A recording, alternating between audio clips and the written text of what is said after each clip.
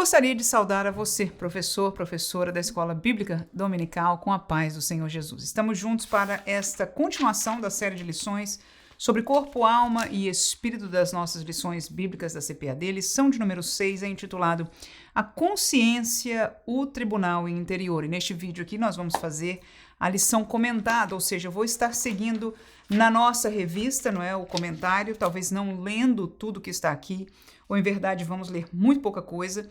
No entanto, vamos estar dando algum recurso adicional para você, professor, em cada um destes tópicos, para que você possa utilizar na sala de aula.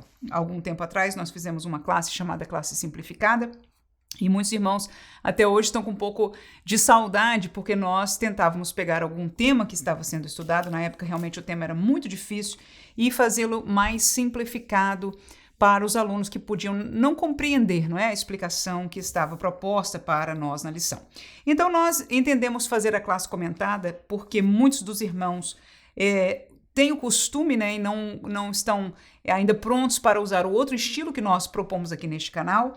Nós publicamos para vocês dois tipos de aula, uma que a que eu uso, eu chamaria a aula tradicional do nosso canal aqui, né, que nós fazemos um roteiro de 3 tópicos, 3 subtópicos, uma didática um pouquinho diferenciada. No entanto, esta aqui nós caminhamos junto com a lição, então muitos irmãos se sentem mais à vontade, então nós estamos na tentativa agora de fazer uma lição comentada, mas trazendo alguma explicação um pouco mais simplificada e principalmente no meu coração é sempre dando uma oportunidade de nós termos uma interação com os alunos. Eu tenho parado um tempinho adicional para, pelo menos em algum dos pontos da lição, nós podemos ter uma participação saudável, não é? Junto com os nossos alunos, trazendo uma participação deles, mas também um aprendizado dentro do tema da lição. Então vamos ver se nós podemos ajudar em alguma coisa aí. Eu fiquei muito satisfeita enquanto estudava e, na verdade, eu imagino que você sinta-se como eu, não é? Privilegiado, porque enquanto nós temos o privilégio de ensinar, a verdade é que nós aprendemos tanto mais, né? Não tem comparação. Se os alunos são abençoados em aprender alguma coisa da palavra de Deus, muito mais somos nós. Então, graças a Deus, mais uma vez, por este privilégio. Então, vamos à nossa lição de hoje acerca da consciência, este tribunal interior. O texto da leitura bíblica em classe, em Romanos 2, versículo 12 a 16. Porque todos os que sem lei pecaram, sem lei também perecerão. E todos os que sob a lei ou debaixo da lei pecaram, pela lei serão julgados. Porque os que ouvem a lei não são justos diante de Deus, mas os que praticam a lei hão de ser justificados. Porque quando os gentios, que não têm lei, fazem naturalmente as coisas que são da lei, não tendo eles lei para si mesmos, são lei, os quais mostram a obra da lei escrita no seu coração, testificando juntamente a sua consciência, está aí a palavra-chave da nossa lição de hoje, e os seus pensamentos, quer acusando-os, quer defendendo-os, no dia em que Deus há de julgar os segredos dos homens, por Jesus Cristo, segundo o meu evangelho. Então nós não vamos falar, tentar discernir ou explicar este texto, mas foi interessante nós relembrarmos, estarmos frescos com este material antes do estudo da nossa lição. Então na introdução da lição, e a primeira coisa que eu faria na sala de aula é perguntar o que é a consciência, não é? Então a introdução, a pergunta seria: o que é a nossa consciência? E quando nós lemos o que o nosso comentarista escreveu, ele diz que é algo dentro de nós, é um tipo de sentido, um senso, né? Ele escreve logo no comecinho, que faz 3 coisas. Então, você pode dizer, junto com os alunos, é aquilo que está dentro de nós que nos acusa. O que mais? Ele botou nos defende e nos julga. Então, essas 3 coisas é o que a nossa consciência faz. Ela nos acusa, ela nos defende, ela nos julga, ok? Primeiro tópico é um tópico muito interessante e, de certa forma, difícil, desafiador, e é o tópico relacionado com o texto que nós lemos de leitura bíblica em classe.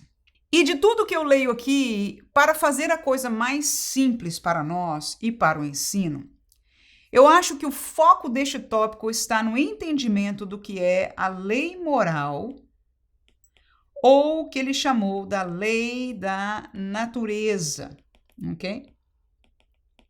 Ora, segundo Paulo escrevendo e o nosso comentarista aqui nos explicando, ele diz que esta lei moral, e está logo no comecinho do subtópico 2, o direito natural, diz aí, né? Todo ser humano, estou na página 42, tópico 1, antes e depois da queda, subtópico 2, o direito natural, todo ser humano nasce com um conteúdo normativo fundamental na alma, que é a lei moral, também chamada de lei da natureza ou direito natural. Em tudo isso, com todas essas palavras interessantes, né, e enfim, talvez um pouco difíceis de formular isso, mas é aquilo que a gente já nasceu com ela dentro. Aí Paulo fala um negócio esquisito. Lei escrita dentro do coração dos gentios. E eu sempre que olhei para este texto, pensava no contexto de gentios salvos. Ou seja, nós, igreja, não somos judeus, não temos a lei como determinativa para nós, como para a salvação, mas a fé em Cristo Jesus.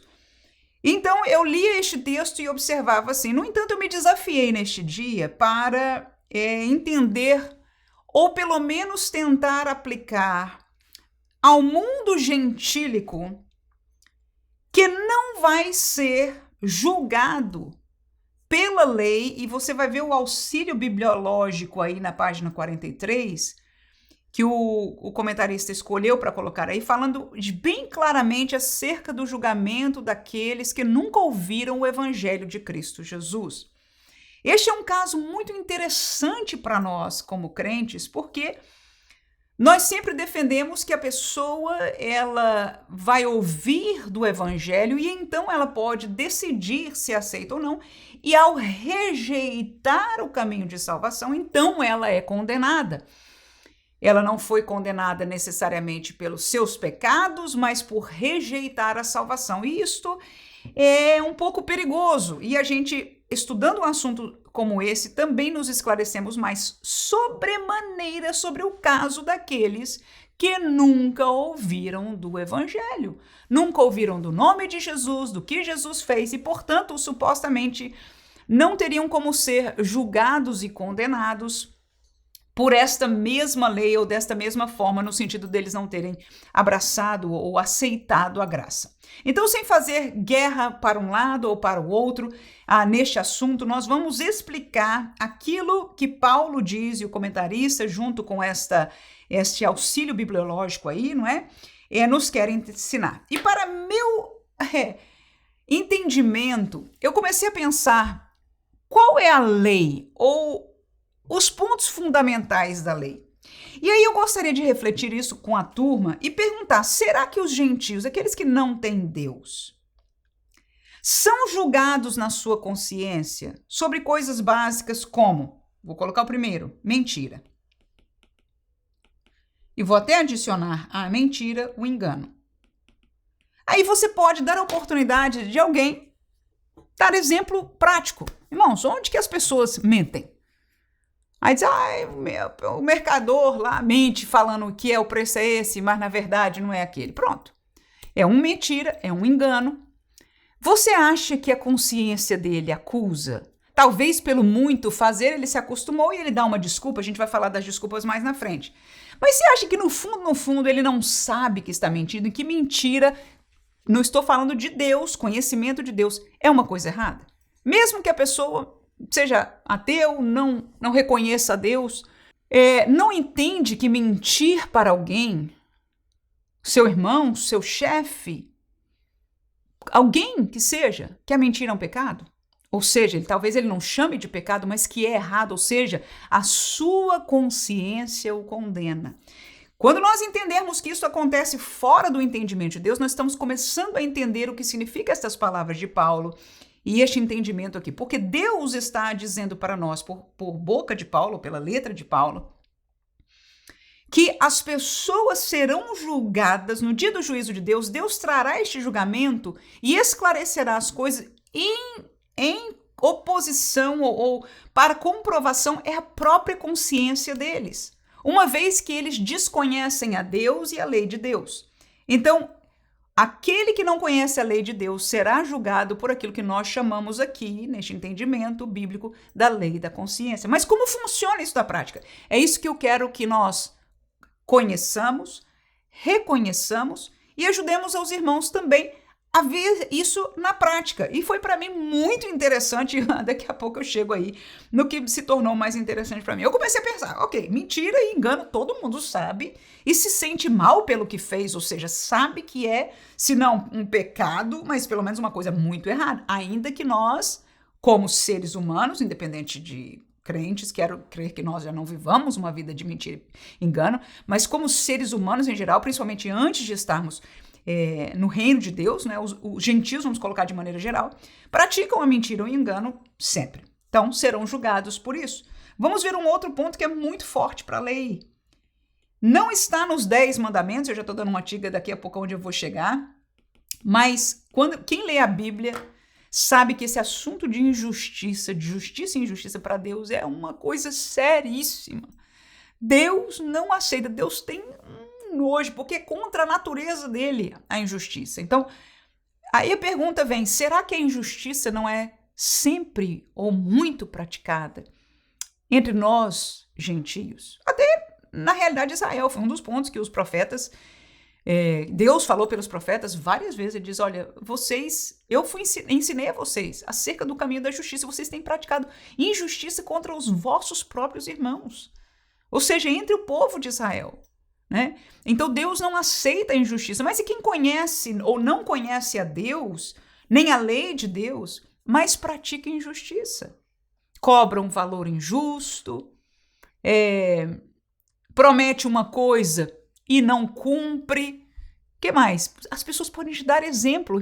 Peça aos irmãos a participação da turma neste tópico. Eu acho um tópico muito bom para participação, onde no nosso mundo, no nosso dia a dia, as pessoas que não são crentes praticam a injustiça. E você vai ter alguns exemplos. Outra coisa que nós vemos, que todo mundo sabe, esse é o exemplo que todo mundo dá, olha, ninguém mata um outro ser humano, né? O homicídio, ou matar alguém, não é? Ninguém mata um ser humano e deixa de saber ou não entende lá dentro, de alguma maneira, não tem na sua consciência que fez alguma coisa má, né? É errado. Pode fazer levado por uma outra religião, uma filosofia qualquer, ou por qualquer coisa que seja. O fato é que quando um ser humano tira a vida de outro ser humano, a consciência dele, mesmo que amenizada por outras circunstâncias, nós vamos falar desse amenizar mais para frente, mas vamos falar de maneira geral aqui, ninguém mata um ser humano e não é acusado pela sua própria consciência de tê-lo feito, de ter feito algo errado, ok? Nem sabe se é contra Deus, porque essa pessoa talvez nem conheça de Deus, mas que fez algo errado. Outra coisa que eu coloquei aqui é a maldade. Você fazer uma maldade contra alguém, propositadamente, né? Quantos exemplos? Pede para o pessoal dar exemplo. Quem já viu alguém fazer maldade com outra pessoa? Tenta evitar que seja um exemplo dentro da igreja. Aleluia. Já pode até dizer, olha, irmãos, se aconteceu por aqui, vamos deixar, porque não é a hora da gente lavar roupa suja em casa. Outros tópicos a gente pode usar para isso. Não é o caso. Vamos pensar do lado de fora. As pessoas praticando maldade, né? Aí eu comecei nesse ponto, eu comecei a pensar na lei mosaica. Eu falei, gente, será que eu vou conseguir descobri que, por exemplo, os 10 mandamentos, não a lei toda, porque a lei toda tem várias cláusulas que são específicas de Deus, e principalmente de como a prática, é uma lei no sentido de o que fazer quando acontece uma coisa e outra, não é só o que há de errado, mas como funciona diante de Deus para pagar por este erro, seja pelos sacrifícios, ou etc, etc. Então, há uma série de coisas que nos atrapalharia muito aí.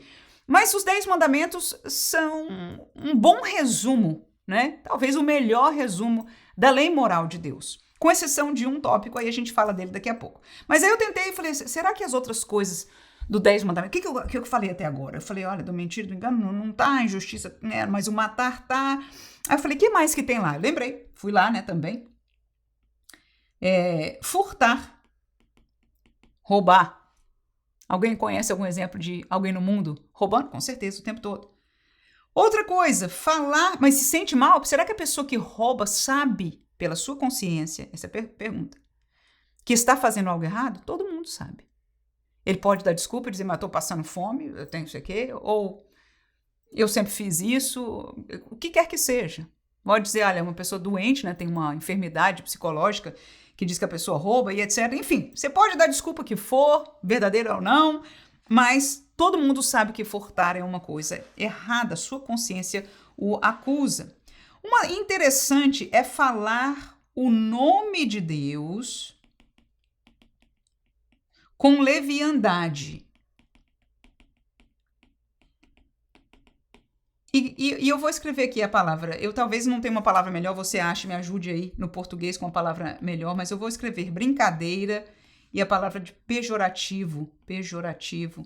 Não sei se essas palavras são de tudo boas para descrever isso, mas leviandade é isso, é sem o respeito a Deus. E muitas pessoas, principalmente aqueles que não creem em Deus, não só usam vulgarmente, como o texto diz, não falar em vão, não é? Mas ele estava explicando isso para o povo de Deus, ou seja, qualquer coisa, esse tipo de expressões que até a gente usa com o nome de Deus, não é bíblico nós fazermos, porque nós estamos colocando o nome de Deus, que é um nome especial e que Deus pede este respeito ao seu nome, culturalmente, pela lei, inclusive também o povo de Israel respeita o nome de Deus. Ora, mas não só usarem expressões, mas de maneira de brincadeiras e pejorativo, fazendo gozação e etc, né? Piadinhas, pronto, coisas desse tipo.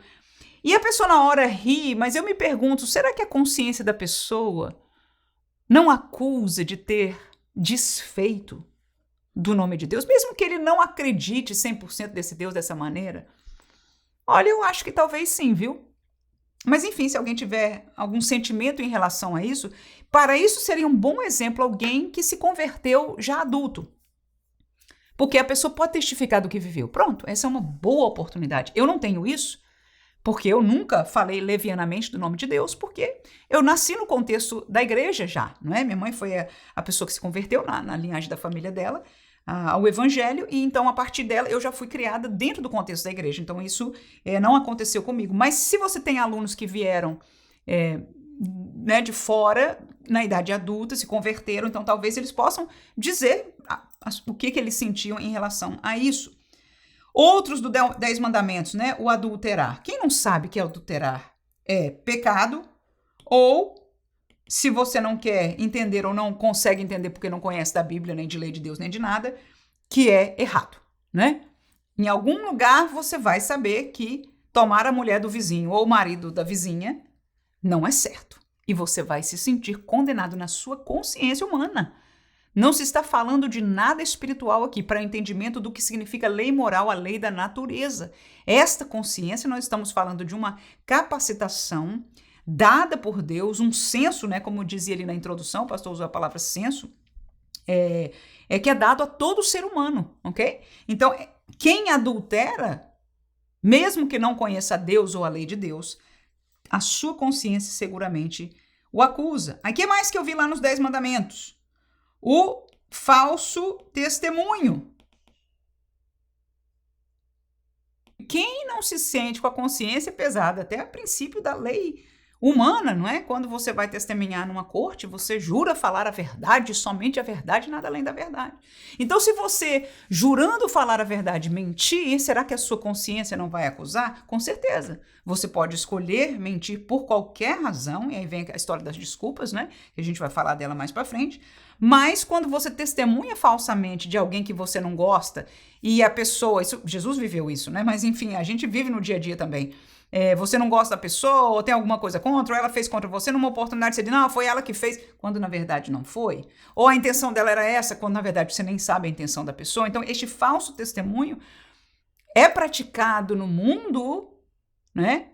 Mas a pessoa, na sua consciência, sabe que falou mentira. O falso testemunho é uma mentira acerca de alguém, né? Então, com certeza, a consciência da pessoa acusa. E aí você pode, dependendo de como esteja isso na sua sala de aula, usar somente alguns tópicos, Principalmente eu vou deixar por último aqui 2 coisas que vai ficar um pouquinho mais profundo. Se você quiser deixar de fora, deixa. Mas o interessante em alguns desses é ter os exemplos práticos das pessoas, para que as pessoas entendam como a consciência é um assunto, é um tribunal sério, e não só para os crentes. Em verdade, ela é pela qual o Senhor vai julgar os não crentes, inclusive aqueles que nunca ouviram falar de Jesus ou da lei. Desonrar pai e mãe. Desonrar pai e mãe. Será que a pessoa que não conhece a Deus ou não está ligada nas coisas de Deus não tem a sua consciência acusando por desonrar um pai ou uma mãe? Com certeza, né? Aí nós temos 2 que estão faltando. A primeira é a idolatria. Ok, mas se a pessoa não conhece a Deus, como é que ele pode se sentir mal em relação à idolatria? Eu volto a dizer, estes 2 últimos, se você é daquele professor que gostava da classe simplificada, deixa isso para lá, ok? Mas se você gostar desse desafio e achar que a sua classe pode entender isso, eu vou te levar a Romanos capítulo 1 e nós vamos falar do contexto da idolatria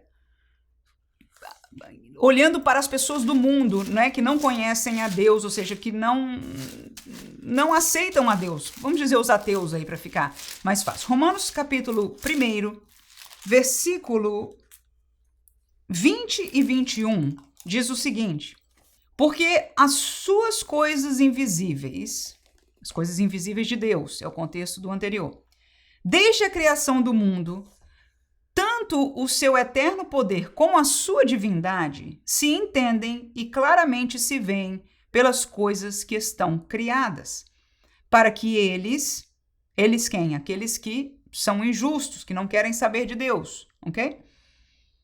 Fiquem inexcusáveis. Portanto, versículo 21, tendo conhecido a Deus, não o glorificaram como Deus, nem lhe deram graças, antes em seus discursos se desvaneceram e o seu coração insensato se obscureceu. Então eu vou colocar aqui a idolatria e vou dizer que este texto de Romanos, capítulo 1, versículo 20 e 21, mostra de que estas pessoas, é o caso das pessoas que não aceitam a existência de Deus. Mas o que Deus está nos dizendo por este texto é o seguinte, presta atenção, que é muito interessante. Ele diz, olha, as coisas visíveis da criação, da minha criação, refletem o meu poder, que eu estou por trás, a realidade das coisas que são invisíveis, ou seja, a existência de um Deus imaterial, criador. E eu quero dizer para você que, principalmente, os grandes estudiosos das coisas profundas, física e biologia, tanto do macro, ou seja, aqueles que estudam o universo, o tal do buraco negro, galáxias, isso, aquilo, outro, todos eles concluem que o naturalismo, ou seja, aqueles que rejeitam todas as coisas espirituais, outras fontes de criação, não funcionam. Agora, muitos deles, e a maioria deles, faz o que está escrito aqui, fecha o seu coração e diz, não reconheço Deus. Tenta achar qualquer causa. Eu li um livro que falava, inclusive mencionava as frases e os textos destes cientistas.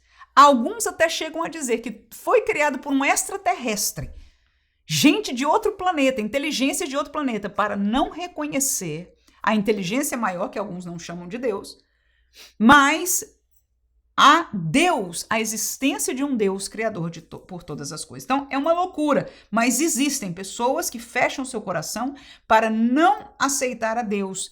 E a gente vai caminhando por este texto no caminho da idolatria, porque no versículo 23, então Romanos 1 e 23, você vai ver o seguinte, olha lá. E mudaram a glória do Deus incorruptível em semelhança da imagem de homem corruptível, e de aves, e de quadrúpedes, e de répteis. Então, o que essas pessoas fizeram? Ao invés de dar glória a este Deus que existe, eles fizeram para si outros deuses, ídolos, em figuras de homens, em figuras de animais, e nós conhecemos isso espalhado por todas as religiões. E vou terminar este ponto aqui com o versículo 25, Romanos 1 e 25, que diz: pois mudaram a verdade de Deus em mentira e honraram, olha aí a palavra, honraram,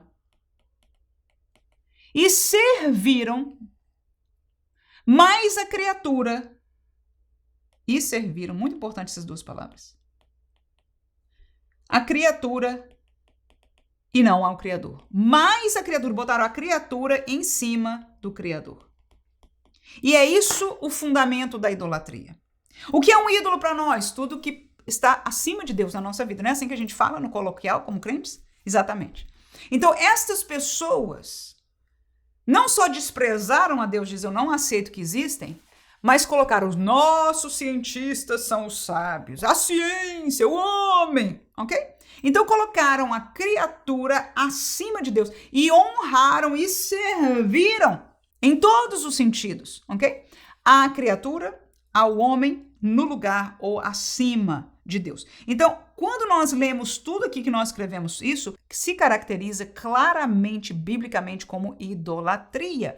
E enquanto eu posso dizer, mas será que a consciência dele acusa? E eu questiono, este texto de Romanos explica para mim que sim, que é uma decisão pessoal.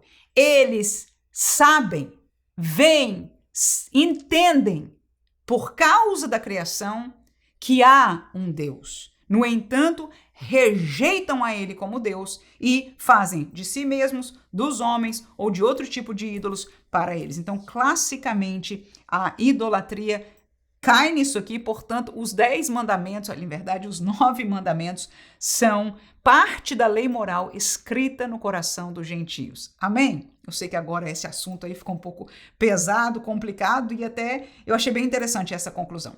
Agora, o asterisco que eu vou fazer aqui é a tal da lei do sábado. E eu vou fazer só um comentário. É que Jesus disse que o sábado foi criado por causa do homem, ok? Então, Jesus explica que o assunto do sábado é um pouco diferente. Quando eu estudo ou falo ou ensino sobre isso, eu geralmente digo que é a única das leis cerimoniais que está dentro dos 10 mandamentos. Você veja que esta obrigação foi dada ao povo de Israel. E até volto a dizer, quando a gente lê os profetas, Jeremias, Ezequiel, falando, olha, Deus fala ao povo, vocês desprezaram os meus sábados. Ou seja, era um pacto, do mesmo jeito que a circuncisão era um pacto com Israel, ok? O sábado era da mesma maneira, mas o sábado veio como parte destes 10 mandamentos. E Jesus enfatiza isso quando não só fez milagres no sábado e etc., questionou em relação ao sábado aqueles religiosos da época, mas deu esta palavra de ênfase de que o sábado foi criado por causa do homem. Então eu quero fazer o asterisco como sábado, ninguém vai se sentir em pecado ou a sua consciência pesar por questão do sábado, porque não é bíblico nesse sentido, não é? Não faria parte, não faz parte da consciência das pessoas, é simples entender isso. Nenhuma pessoa do mundo, enquanto ele sabe que se ele mentir, ele está pecando, ele está agindo errado contra um outro ser humano, a consciência dele vai acusar, ele descansar no sábado, ou no domingo, ou em qualquer dia, não tem nada a ver com nada, não tem absolutamente nada a ver com nada. Então veja que este asterisco até para esta colocação nossa é válida. Então quem nunca ouviu, é a conclusão do nosso comentarista aí, quem nunca ouviu falar de Jesus vai ser julgado, não é? Pela lei da própria consciência. Eu volto a dizer, nós lemos todo o tópico primeiro, junto ao auxílio bibliográfico que está na página 43, aquele quadrinho azul para você que tem a lição dos professores, né? Se você ler tudo isso, você vai ver isso exatamente, a lei da consciência. Então para aquele que nunca ouviu o evangelho, que é uma pergunta muito clássica, né, das pessoas, e o texto de Romanos, que é o texto da nossa leitura bíblica aqui, 2, 15 e 16, vão ser a comprovação bíblica para isso que nós estamos falando. Vamos ao segundo tópico. Porque é impressionante como o tempo vai embora. E esse é um subtópico, um tópico de grande participação dos irmãos. O tópico 2, nós vamos ver no primeiro subtópico, como se sente, como a gente sente a acusação da consciência. O pastor está explicando sobre isso. Então você pode ler, mas para mim a ênfase está nisso aí. E ele coloca 3 coisas aí. O incômodo, tá lá no comecinho da página 44, ele diz que incomoda, né? Então o incômodo e a dor no coração. Se você quiser ler um texto sobre isso, eu selecionei o de 2 Samuel 24 e 10. Se você quiser ler com a sua turma, é um bom texto, ok? Mas também, se não quiser, pode perguntar na prática como é que você sente quando a sua consciência está te acusando. E aí, o comentarista deixou essas 2 palavras para nós, ok? O desejo, aí do texto de Adão e Eva, que é Gênesis 3 e 10, eu encontro outras 2 coisas. O desejo de se esconder e o medo, que lá ele usou a palavra eu temi, não é? Ele disse eu temi. Então, estes 2 textos estão baseados em Gênesis 3 e 10, ok? Então, o que aconteceu com Adão? Depois que ele pecou, Deus apareceu como era de costume na viração do dia, Gênesis 3 e 10, ok? E ele diz, Senhor, eu me escondi porque temi, né? Eu estava nu e temi e me escondi. Então, estes 2 sentimentos refletem que algo dentro dele o acusou diante de Deus. Ele não estava livre para olhar para Deus com a mesma cara. Ok? Então, este desejo de esconder as coisas, ou de se esconder, que ninguém vê, por isso que a gente que sempre diz, né? Quem peca, pega no escuro, né? Por quê? Porque você não quer que ninguém veja. Por quê? Porque a sua consciência está acusando, né? De maneira geral, uma pessoa de bem, né? A consciência vai acusar. E a gente tem medo. Será que alguém vai ver? Né? Este temor, este medo é parte de como a gente sente a acusação da consciência. O Salmo, neste subtópico ainda, o pastor termina com alguns textos bíblicos dizendo que a consciência produz males, mas o texto bíblico de Salmo 32, 1 a 5, comprova de que a confissão e o abandono, né, gera o perdão. E ela é a única solução para este peso de consciência, para esta acusação da consciência. Nós conhecemos o que a consciência nos acusar. Ficar livre disso somente quando nós confessamos. Eu vou ler o texto para você, para te ajudar a saber se você vai querer ler ou não este texto com a sua turma, tá bem? Salmo 32, de 1 a 5, diz, bem-aventurado aquele cuja transgressão é perdoada e cujo pecado é coberto. Bem-aventurado o homem a quem o Senhor não imputa a maldade e em cujo espírito não há engano. Ou seja, bem-aventurado é feliz. Ele diz, feliz é aquele que foi perdoado. Então ele começa com estes 2 versículos já dizendo, olha, o melhor estado para um homem que teme a Deus é se sentir perdoado. Ok? É o que significa os 2 primeiros versículos. Aí ele diz no versículo 3, enquanto eu me calei, envelheceram os meus ossos pelo meu bramido em todo dia, porque de dia e de noite a tua mão pesava sobre mim. O meu humor se tornou em sequidão de estio. Então, o que está acontecendo aí? Ele diz, eu fiquei mal-humorado, entristecido, amargurado, porque a tua mão pesava sobre mim. Como é que um homem chega, o ser humano, né? Eu falo do homem, o ser humano, chega à conclusão que a mão de Deus está pesando? É a consciência. Tudo o que acontece diz é Deus. Lembra de Jonas? Todo mundo lá vieram chamar, a sorte caiu sobre você, Jonas. Faz algum ora o teu Deus e etc. Tiraram sorte, caiu sobre ele. A consciência, ele diz, é Deus pesando a mão contra mim. E por acaso, neste caso, era mesmo. Né? Ele diz, me lança que vai resolver o problema. E este exemplo o comentarista coloca como versículo para nós lermos mais aí também. Né? No entanto, algumas vezes pode até não ser Deus pesando a mão, mas tudo que acontece, você diz, é Deus pesando a mão porque eu estou, ou seja, a sua consciência está acusando, né, que você está em falta para com Deus, e portanto, aquilo pode ser a mão de Deus pesando sobre você. É isso que o salmista está sentindo aqui. Aí no versículo 5 ele diz, eu te confessei. Pronto, confessei-te o meu pecado. E a minha maldade não encobri, ou seja, eu abri meu coração e falei tudo mesmo de como estava, de como foi, do meu coração para o Senhor. Dizia eu, confessarei ao Senhor as minhas transgressões E aí o que vem depois do ponto e vírgula? E tu perdoaste a maldade do meu pecado. Então ele diz, depois que confessou, eu me senti perdoado, graças a Deus. Ele já começa o salmo dizendo, bem-aventurado é quem se sente perdoado, amém?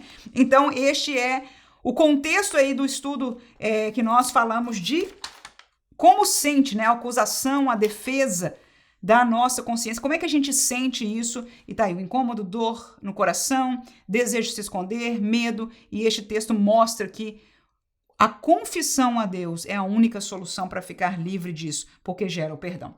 Então, o segundo subtópico é a tal das desculpas, né? É bem interessante porque é o tópico das desculpas. E ele explica aí, primeira coisa que ele fala é de aplacar a consciência tentativa, ou seja, a gente dá desculpa com a tentativa de aplacar a consciência, ou seja, não se sentir tão culpado.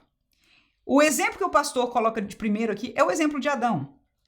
No meio deste tópico aí, ele diz, comeste tu da árvore que te ordenei que não comesses? Gênesis 3:11. Aí ele escreveu, não houve uma resposta direta. Impossibilitado de negar seu pecado, Adão fez o que se tornaria comum ao ser humano, né? Tentou se justificar, certamente buscando aplacar a consciência, ok? Então, desculpas e justificativas é a norma para nós, natural. Poucas pessoas, na hora que são confrontados, têm a tendência de expor. Eu confesso que eu pratico isso e algumas vezes até sou criticada. Por que você tem que falar tudo isso? Eu gosto, eu tenho prazer. Eu não sei se 100% é certo diante das pessoas. Eu sei que é 100% certo diante de Deus. Eu ser aberta, clara, dizer realmente eu errei, eu pequei, tá errado o que eu fiz, não falei bem, não foi bem dessa maneira. Mas diante de Deus é 100% certo, é o caminho bíblico. No entanto, nós, por natureza, inclusive a minha, e vou dizer que algumas vezes diante de Deus, a gente tenta se desculpar pelo que fez, porque foi falha, mas alguém fez isso, mais aconteceu aquilo, mas eu estava passada com aquela situação. E nós sempre temos este mais. Toda vez que a sua mente, seu pensamento, seu juízo interno falar mais, questione o seu mais. Se você realmente pode falar o mais, se realmente está certo para a justiça falar de Deus o mais. Porque o mais, presta atenção, não retira o peso do que você fez. Ok? Adão pecou porque ele desobedeceu a Deus. Não obstante a mulher ter levado o fruto para ele, oferecido para ele, explicado para ele, eu não sei como é que foi a conversa entre os dois, porque a palavra não diz. Sei da serpente com a mulher, ok? Mas não importa que e como aconteceu, não tira o peso do erro dele ter desobedecido a Deus. E isto funciona para tudo na nossa vida, ok? Então, desculpas e justificativas, mesmo que elas tenham a tendência de aplacar a nossa consciência, a gente se sente melhor. Adão se sentiu melhor. Quem não se sentiria? Ter alguém para culpar. Eu fiz porque a mulher que tu me deste veio, me tentou, veio trazer, pediu para eu comer e eu comi. Pronto, né? Então, o texto bíblico nos dá uma solução, um guiar para nós como crentes. Aquele que confessa e deixa, aquele que guarda, está em Provérbios, né? Provérbios capítulo 28 e versículo 13, por que não ler este texto ao pé da letra para nossa edificação? O que encobre, ou seja, esconde as suas transgressões, ou dá desculpa, dá justificativa e deixa ela guardadinha, nunca prosperará. E esta prosperidade é espiritual. Mas o que as confessa e deixa, alcançará misericórdia. Então, este é o tópico segundo aí do tópico 2, subtópico 2. Terceiro subtópico, com relação a isso, eu faria simples, para não confundir aí, porque tem muita coisa, muito versículo. Eu só diria o seguinte, que a nossa consciência, o foco deste subtópico, a nossa consciência, ela atua com relação ao passado, o presente e o futuro.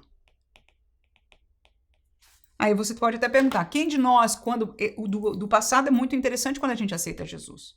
A gente lembra tudo que fez no passado. Alguns até, depois de terem aceitado, ainda são, né, tentados a, meu Deus, mas será? Agora eu estou tão feliz aqui, mas eu fiz tanta coisa, lembrar-se disso. E aí nós temos que ser ensinados com a palavra de que Deus perdoou. Foi lançado no mar do esquecimento. Está perdoado para Deus.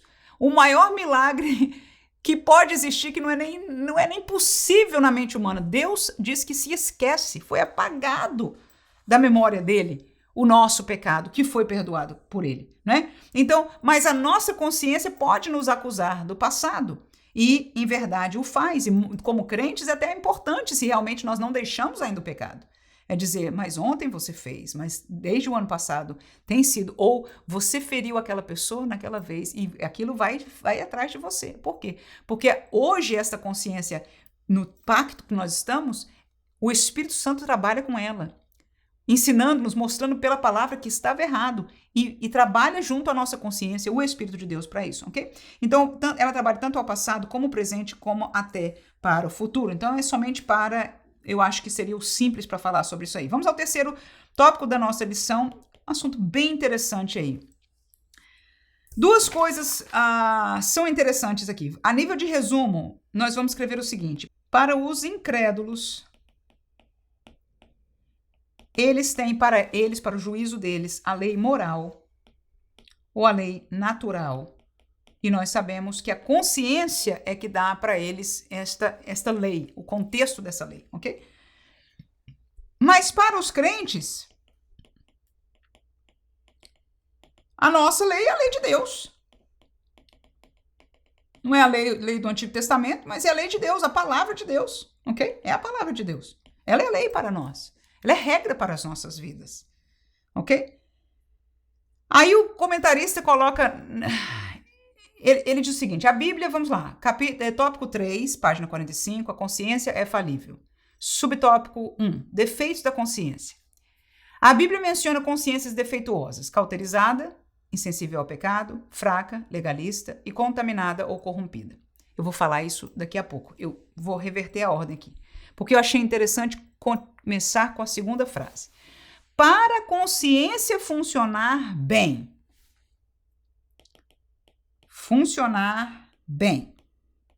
ou seja, acabamos de ver que pode funcionar mal. Existem consciências que estão más, defeituosas. Para ela funcionar bem, ele coloca duas coisas. É necessário que ela seja educada e que ela seja cuidada. Aí você pode perguntar para a turma, como é que isso, cuidada, como é que isso funciona, né? O que significa isso? O que significa isso no contexto? Educada é aprender a palavra de Deus, né? E cuidada é seguir aprendendo, seguir meditando, seguir lendo, seguir em comunhão com o Espírito Santo de Deus, na oração. Mas, sobretudo, cuidando no conhecimento da lei de Deus, porque para os incrédulos é a lei da consciência, para nós é a lei de Deus.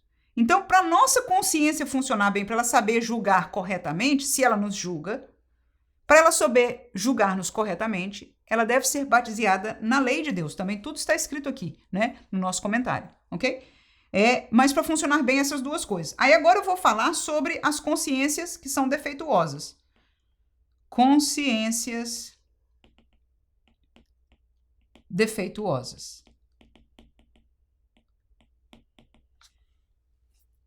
Você pode fazer isso simples, sem leitura dos textos, porque a leitura destes textos que o comentarista propôs não são muito simples.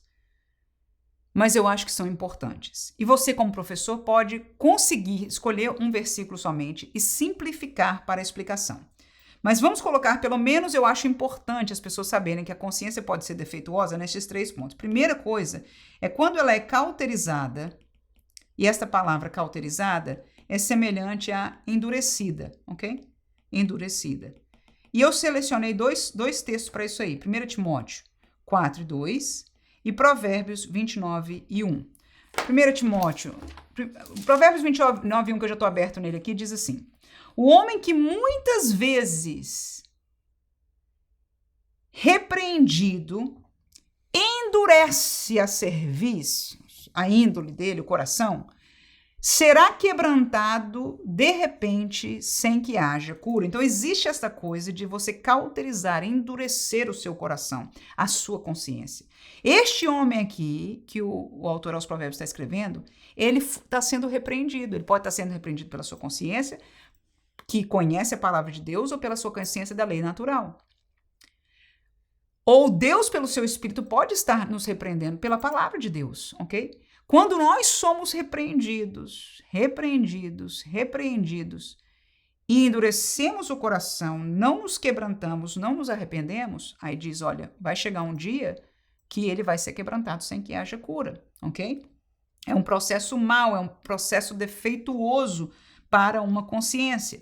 1 Timóteo capítulo 4 e versículo 2 diz o seguinte: pela hipocrisia de homens que falam mentiras, tendo cauterizado a sua própria consciência. Então, muitas pessoas no contexto, o interessante de Timóteo é que o contexto daqui já é contexto da igreja. Muitas pessoas já ensinam, falam, vivem a mentira como se não estivessem mentindo. E não estamos mais falando do mundo, estamos falando da igreja. Então, como é que um crente pode mentir e não se sentir mal? A consciência cauterizou, pronto. Tá aí. Então, esta consciência está defeituosa, está enfermada, precisa de um milagre, precisa de um arrependimento profundo, de um milagre. Espero que seja ainda tempo, porque existe, como nós vimos em Provérbios, um fim para isso. Agora, Deus, graças a Deus, é longânimo. Se alguém em algum momento se sentir mal, nós falamos disso numa das classes passadas, é bênção. É bênção porque é sinal de que há ainda oportunidade para nós. Amém? Então, este é o caso do primeiro defeito ou enfermidade de consciência, cauterizada ou endurecida. O segundo complica um pouquinho mais. Fraca ou legalista, e na verdade a palavra legalista aqui eu não gosto porque é uma palavra difícil de... ela tem várias conotações hoje, mas o texto, vamos usar para interpretação, eu até tinha colocado outras coisas, mas eu vou usar só o texto que o pastor aqui colocou para nós. Ele colocou 1 Coríntios 8, de 7 a 12, um texto bem interessante. E vamos estudar aqui, se você achar por bem de ensinar tudo isso, faça, senão talvez só dizer uma consciência fraca e dar uma noção geral, né? Que talvez seria aquela pessoa que se escandaliza por qualquer coisa, ou por coisas pequenas, ou se escandaliza por aquilo que não devia se escandalizar, ok? Então, essa seria, no contexto aqui, a pessoa fraca, né? A consciência fraca. Mas vamos olhar bem para o texto, para nós aprendermos dele. 1 Coríntios, capítulo 8, versículo 7 ao 18, diz o seguinte: mas nem em todos há conhecimento, porque alguns até agora comem no seu costume para com o ídolo coisas sacrificadas ao ídolo. E a sua consciência, sendo fraca, fica contaminada. Ora, o manjar, ou seja, a comida, não nos faz agradáveis a Deus, porque se comemos, nada temos demais, e se não comemos, nada nos falta. Mas vede que essa liberdade não seja de alguma maneira escândalo para os fracos. Os fracos são aqueles que no versículo 7 que a gente leu, que a consciência dele está fraca e a pessoa se contamina por ter comido a comida que tinha sido sacrificada ao ídolo, ok? Então a explicação do fraco ou da consciência fraca é aquela que se sente pecando em estar comendo uma comida sacrificada ao ídolo. Mas Paulo explicou, nós temos conhecimento, nós sabemos que o ídolo nada é. E a comida sacrificada a ele não significa nada, é comida. Mas há alguns que, se comerem, se sentem pecando e, na verdade, estão pecando. Porque a consciência fica contaminada. Mas vamos lá para frente que vai explicar isso claramente. O texto ainda vai explicar, ok? Espera aí, que eu não preciso chegar à minha conclusão. O texto vai falar. Versículo 9. Mas vede que essa liberdade, nossa, não seja de alguma maneira escândalo para os fracos. Versículo 10. Porque se alguém te vir a ti, forte, que tens a ciência, eu e você, que sabemos que não tem problema, sentado à mesa no templo dos ídolos, não será a consciência do que é fraco induzida a comer das coisas sacrificadas aos ídolos? Ou seja, ele pode ser tentado a comer um dia aquilo também. E pela tua ciência, ou seja, porque você sabe que não tem problema, não é um pecado, não é um problemático. Você, pela sua consciência, sua ciência, perecerá o irmão fraco pelo qual Cristo morreu. Ora, pecando assim contra os irmãos e ferindo a sua fraca consciência, pecais contra Cristo. O que isso quer dizer? O irmão pecou. O texto está mostrando, perecerá o irmão fraco. Por que ele perecerá? Porque se ele comer o que a consciência dele acusa para ele que é pecado, ok? Ele está pecando. Para ele aquilo é pecado. Se ele fizer, ele está pecando. Mas para você e para mim que temos ciência, por exemplo, não é. E a tendência nossa é dizer, não vai sair nunca disso. Fica pensando, isso é para que eu vou, tá entendendo? Ele não sabe, mas está tudo bem, não é problema. Num caso de hoje, por exemplo, para dar um exemplo bem fraco, bem fácil de hoje, os usos e costumes, por exemplo. Os usos e costumes, muitos deles não é questão de mandamentos, são questão de princípios. A Bíblia, por exemplo, diz modéstia. E a modéstia vale para o homem e para a mulher.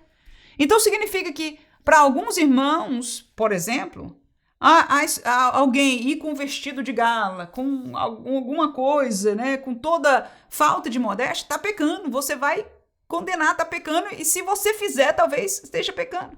Mas outros usos e costumes, uso de determinadas coisas, né, principalmente a mulher, joias, isso, aquilo outro, não é normativo na Bíblia. Que não pode. É usos e costumes, é princípios. Há princípios para isso? Há. São claros? São. Mas não são normativos. Ou seja, eu sei, eu que tenho a ciência, sei que a pessoa não vai para o inferno porque usa um brinco. Eu não uso, mas sei que a pessoa não vai para o inferno porque está usando o brinco. Não vai. Ok? Eu tenho a ciência. Agora, vamos terminar com o que a palavra de Deus diz para nós, que sabemos, que conhecemos, que temos a ciência teológica, inclusive. Ok? Não tem problema. Aí ele diz assim, olha. Pelo que, se o manjar, ou brinco, ou veste coisa. E agora eu me lembrei de veste, lembrei de um caso de missionário, que era missionário numa área muito pobre. E aí, quando ele vinha de férias ou alguém ia visitar lá, levava coisas muito, né, enfim, que não combinava com a realidade das pessoas lá. E as pessoas se sentiam ofendidas, né? Então, nesse caso, faz mal você ostentar, por exemplo, para lá. A falta de modéstia ampliava e feria os irmãos e ofendia, ok? Então, mas vamos terminar com a palavra bíblica, que essa é a coisa mais linda, amém? Porque a norma para nós, aleluia, é a palavra de Deus. Opinião todo mundo tem. E a última coisa que nós precisamos, irmãos, mais na vida é brigar por opinião um do outro. Mas aí, olha o que termina aqui. Ele diz primeiro, se você fizer o seu irmão pecar, ferindo a consciência, você está pecando contra Cristo. Porque você fez o seu irmão pecar. Você serviu. Isso aqui funciona mais ou menos assim, olha, na prática. Pelo que eu entendo do texto. Depois você pode ler de novo e tentar entender isso aí. Mas para mim funciona assim, ó. A irmã fulana faz isso? Aí a pessoa um dia fala, mas já que a irmã fulana faz, eu também vou fazer. Ou o irmão diz, aquele irmão vai para aquele lugar? E aí um dia ele diz, se ele não pode, o irmão é obreiro, então eu vou também, ok? E aí ele faz, mas a consciência dele lá diz assim, é pecado. Que se ele for, se ela fizer, é o que diz a Bíblia. Eu queria que não fosse assim, irmão. Honestamente, eu queria que nós que temos a ciência pudéssemos julgar e ficar tranquilo, sentado e dizer, olha, o problema é seu, ou seja, você quer viver disso, tudo bem, é a sua visão, viva. Eu tenho liberdade. Ele fala da nossa liberdade. Ele disse, pela tua liberdade você fizer isso, fizer o seu irmão que tem fraca consciência ferir isso. Aí ele diz, versículo 13, pelo que se o manjar escandalizar o meu irmão, nunca mais comerei carne, Paulo disse, para que o meu irmão se não escandalize. Foi a opção de Paulo. Ele diz, se o problema é ele me ver comendo a carne que foi oferecida aos ídolos, eu nunca mais vou comer. Se o problema para essa igreja, eu me lembrei agora da irmã Helena, dando um testemunho sobre isso. Ela disse que no começo, as igrejas da Assembleia de Deus eram muito mais fechadas, rigorosas em algumas coisas, né, de usos e costumes, e ela foi, junto com o pastor Antônio Gilberto, fazer um trabalho no Nordeste, numa cidade. Quando chegou lá, ela estava com um cinto, e uma irmãzinha perguntou, irmã, a igreja lá do Rio de Janeiro pode usar cinto, irmã? Né? Cinto de couro, parece alguma coisa assim. E ela foi muito sábia em tirar o cinto. Ela disse, eu tirei. E ela disse, irmã, mas por que você tirou se vocês não têm problema? Aí ela disse, não, irmã, porque para vocês aqui não é o vosso costume, não é o que o vosso pastor ensina. Para vocês não estão fazendo bem diante de Deus. Ou seja, ela fez, talvez não se lembrando do texto, mas fez na prática aquilo que o Espírito Santo a guiou a fazer em conformidade à palavra. Então, irmãos, é um puxão de orelha para nós que somos da ciência. Nós que conhecemos a teologia e sabemos que não tem problema. Se você estiver no meio de outras pessoas, e eu não estou falando de pecado não, tá? Eu não estou falando de pecado. Mas de coisas que não são pecado, você sabe que não vai levar ninguém para o inferno, porque não está escrito na Bíblia que seja pecado, você sabe, você tem consciência diante de Deus que não está pecando em fazer aquilo. Mas se você está num lugar se aceita, tudo bem, graças a Deus, sem problema nenhum. Mas se há consciências fracas, a palavra de Deus diz, não comerei mais carne para não escandalizar. Até porque o importante é o versículo 12. Pecando assim contra os irmãos, nós estamos pecando. E ferindo a sua fraca consciência, pecais contra Cristo. Isso é a palavra para nós, os que temos consciência, os que temos ciência. Ok? Se nós ofendermos a consciência fraca, quisera ninguém tivesse consciência fraca. Como é que se resolve? Educação, conhecimento, ensino da palavra. Nós, professores, os pastores, num ambiente como a escola dominical, dizer, olha, irmãos, é assim, assim, assim. A Bíblia não diz isso, é assim, assim, assado. E se alguém se escandalizar, respeite, porque a palavra de Deus diz que nós devemos respeitar. E a palavra, vou terminar com uma coisinha aqui maravilhosa. Vou te levar no começo do capítulo, que é o começo deste contexto. Versículo 1 do capítulo 8 de Coríntios. Ora, escuta aí, é o contexto de Paulo aqui. No tocante às coisas sacrificadas aos ídolos, sabemos que todos temos ciência. Aí ele diz o seguinte, a ciência incha, mas o amor edifica. E se alguém cuida saber alguma coisa, ainda não sabe como convém saber. Sabe o que eu aprendi disso aí? Em relação ao legalista, o texto bíblico me ensina a não escandalizar o fraco. Consciência fraca. Então, quem tem consciência fraca é defeituosa, mas a palavra ensina a mim, que sou forte, a não escandalizar o fraco.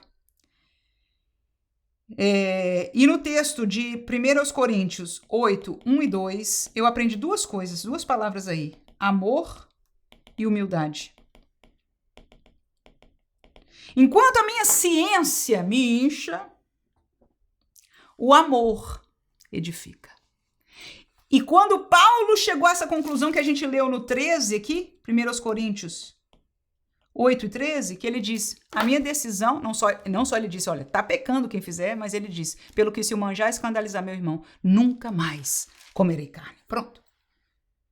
Não vou escandalizar o meu irmão. Que isso? A demonstração do amor. Porque ele disse, a ciência incha, mas o amor edifica, aleluia. E nós somos chamados para edificar na casa de Deus. E a segunda palavra é humildade, porque ele diz claramente no versículo 2, se alguém cuida saber alguma coisa, você tem ciência, né? Você tem teologia, eu tenho, gente boa, gente fina, estudada, hein? Ele diz, você ainda não sabe o suficiente, você não sabe tudo. É o que Paulo está dizendo aqui, e está dizendo para mim também, ok? Então, ter um coração humilde diante de Deus, essa postura de Deus. Quantas vezes eu falo isso para Deus? Senhor, pode ser que eu não esteja entendendo bem, me ajuda a entender na plenitude da tua graça, da tua palavra. Este coração deve estar sempre em nós. Estamos terminando, ok? Porque a terceira palavra aí é o 3, né? Uma mente contaminada ou corrompida. Ou corrompida. O exemplo que o pastor deu como texto aí, eu achei um pouquinho meio complicado, tá? Em Tito 1, eu vou adicionar um versículo aí, o 15 e o 16, ele deu só o 16. 15 e 16, vamos lá rapidamente. Tito 1, 15 e 16 diz: todas as coisas são puras para os puros, mas nada é puro para os contaminados, ou seja, que eles têm consciência contaminada, e infiéis, ou que estão contaminados pelo pecado, infiéis. Antes, o seu entendimento e a sua consciência estão contaminados. Confessam. Aí, o que isso significa na prática? Eles confessam que conhecem a Deus, mas negam-no com as suas obras. Confessam, mas não obram. Esse é um exemplo de mente contaminada. Fala de Deus, conhece a Deus, menciona a Deus, está no contexto das coisas de Deus, mas a prática da sua vida está... E a sua consciência não acusa? Não, está contaminada, ok? Segundo, por quê? Pelo quê? Tá aqui, pela maldade, que diz no 15, né? São impuros, são infiéis. Na verdade, não estão realmente em Deus, ok? Então, este é o texto que ele usou. Eu usaria 2 outros textos, porque se tivesse que ensinar para ser mais realístico da nossa realidade, né? Aqui. Não que isso seja totalmente fora, está dentro. Existe isso. Mas eu falaria da corrompida, daquela que é corrompida pelo engano. Pelo engano. Tanto o texto de 1 Timóteo 4 e 1, como o texto de Efésios 4 e 14, vão mostrar isso aqui na prática, ok? O engano, ou seja, você aprender uma teologia errada, você aprender que Deus é assim, ou aceita isso quando não é, quando há toda uma preparação, toda uma religião, toda uma coisa que não é verdadeira de acordo com a palavra de Deus, a pessoa, por exemplo, vamos falar de uma religião que seja cristã, muitos de nós viemos dela, do catolicismo, né? Mas a prática do cristianismo católico é diferenciado do cristianismo bíblico que nós conhecemos, que nós vivemos. Amém? Começando da prática da idolatria, entre tantas outras coisas. Mas como a pessoa foi ensinada, tá entendendo? A consciência da pessoa foi corrompida pelo engano da religião. E a pessoa julga de acordo com aquilo que é a sua consciência. Então, na consciência do católico, vai dizer, não, isso está tudo bem, porque é isso que eu fui ensinado na tradição.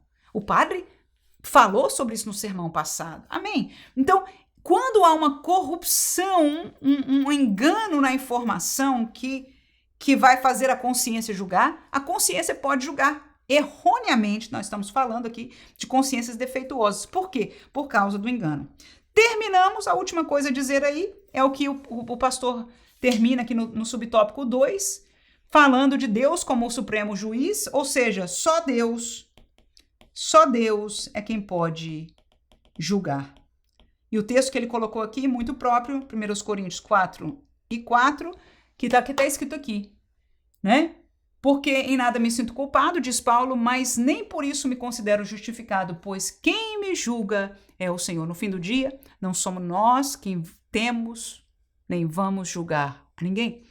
Amém? Pelo contrário, nós devemos querer que, mesmo que conhecendo que alguém esteja verdadeiramente em pecado, orar, interceder, encontrar uma maneira de ajudar essa pessoa, mas esperar a restauração, reconciliação, o abandono do pecado, porque a pessoa só sai do problema saindo, mas não julgando. E as fraquezas dos irmãos, Nós não temos, pela Bíblia, que julgar tampouco. Pelo contrário, é forte para nós.